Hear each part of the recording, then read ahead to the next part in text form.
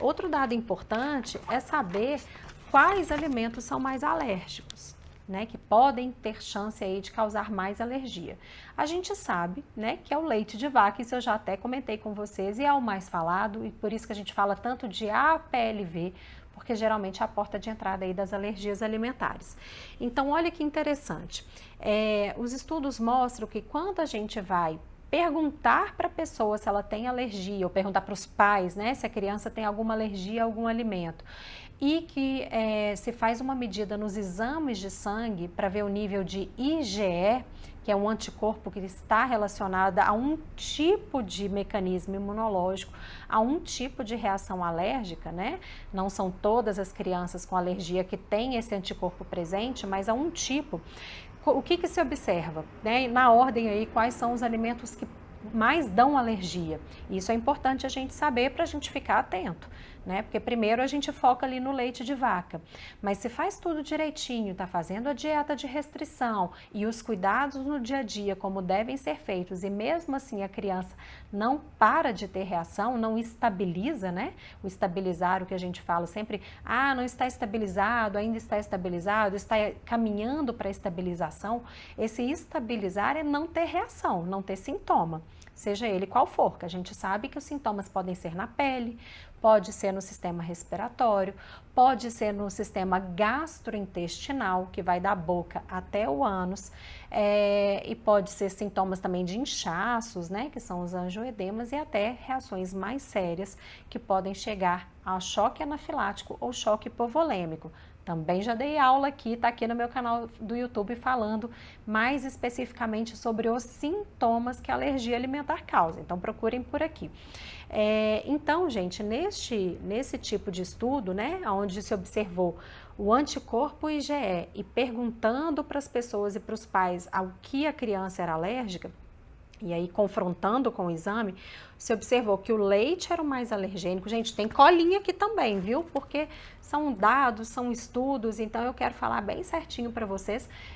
Então eu sempre estudo, faço um relatóriozinho aqui, me baseio em vários estudos científicos para trazer aqui esses dados para vocês. Então vamos lá aos alimentos mais alergênicos de acordo com os exames e com o questionário feito aos pais.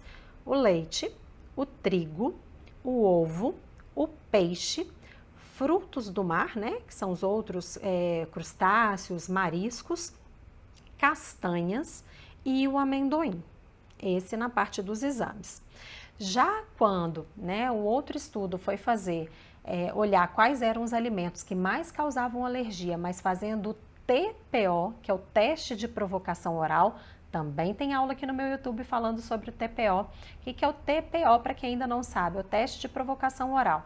Então, se suspeita, né, daquele alimento estar causando alergia, tira o alimento da vida da criança, né? Aí seja via leite materno, a mãe faz a dieta. Se for em termos de fórmula artificial, troca a fórmula. Se for uma criança já maior que tem a introdução de alimentos sólidos, a gente restringe aquela proteína ali da alimentação da criança. E tem que ver também, dependendo do grau de sensibilidade, os cuidados no dia a dia, porque a gente sabe que proteína de alimento muitas vezes não estão só nos alimentos, né? Também já dei aula falando aqui sobre isso. Então, quando faz esse teste, quando dá o alimento para a criança de volta, o que se observou? Quais realmente foram os alimentos que mais causaram alergia na criança? Importante isso também. Leite. E aí, não foi o trigo em segundo lugar, foram as castanhas. Lá naquele primeiro teste que foi feito, em terceiro lugar ficou o ovo. E aqui não foi o ovo, foi a soja. Em quarto lugar, no primeiro teste, tinha sido o peixe. E aqui, quando deu efetivamente o alimento que mais apresentou alergia, foi o ovo. Depois, o amendoim. Em sexto lugar, o trigo. Em sétimo lugar, o peixe e, por último, frutos do mar.